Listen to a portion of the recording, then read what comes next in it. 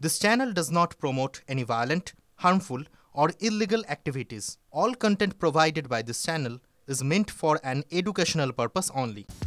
ভুয়ো সার্টিফিকেট আর 4 বছর ডাক্তারির পাঠ। 4 বছর পর চাপের মুখে স্বাস্থ্য ভবনের নির্দেশে ডাক্তারি পড়ুয়াকে বহিষ্কার করা হলো। বাঁকুড়া মেডিকেল কলেজের ঘটনায় তুমুল শোরগোল পড়েছে। 2022 সালে ভুয়ো এসটি সার্টিফিকেট দাখিল করে নিট উত্তীর্ণ হয় জুহি কোলে। জলপাইগুড়ি থেকে ইস্যু করা হয়েছিল এসটি সার্টিফিকেট। খোঁজ নিয়ে জানা যায় শংসাপত্রটি ভুয়ো।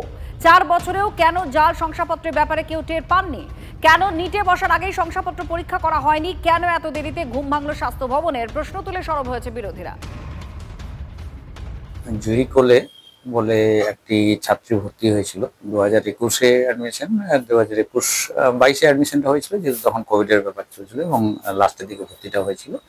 তো তখন যে সার্টিফিকেট এসটি সার্টিফিকেট প্রডিউস করেছিল, তারপরে সেটা দেখা যায় তখন ডাউটফুল ছিল এবং আলটিমেটলি সেটা কমিউনিকেশন ইত্যাদি হওয়াতে দেখা যায় যে এসডিও জলপাইগুড়ি থেকে ইয়েও আসে, যেটা অলরেডি ফেক সার্টিফিকেট, এবং বিসিডব্লিউ অফিস ইত্যাদি থেকেও আলটিমেটলি যেটা খবর আছে এটা ফেক সার্টিফিকেট বলে। সে যেহেতু চতুর্থ আমাদের ইয়ারে পড়ছিল এবং এটা আমরা স্বাস্থ্যভবন কমিউনিকেটও করেছিলাম এবং স্বাস্থ্যভবন থেকে আমরা নির্দেশের অপেক্ষায় ছিলাম।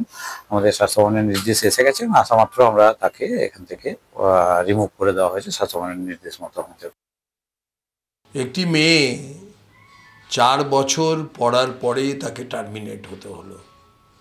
এটাতেই যেমন এই সার্টিফিকেট ফেক হলে নিশ্চিতভাবে তার দোষ আছে, কিন্তু তার থেকেও আমি বেশি করে বলবো এই যে ফেক সার্টিফিকেট যারা তৈরি করে দিল টাকা পয়সা নিয়ে, তারা কিন্তু ওর থেকেও বেশি দোষী। আমরা এই রকম এই যে 14 বছরের সরকারে বহু এই রকম ফেক এসটি ওবিসি সার্টিফিকেট দাঁড়িয়ে আছে, তাদের বিষয়ে তদন্ত হওয়া উচিত।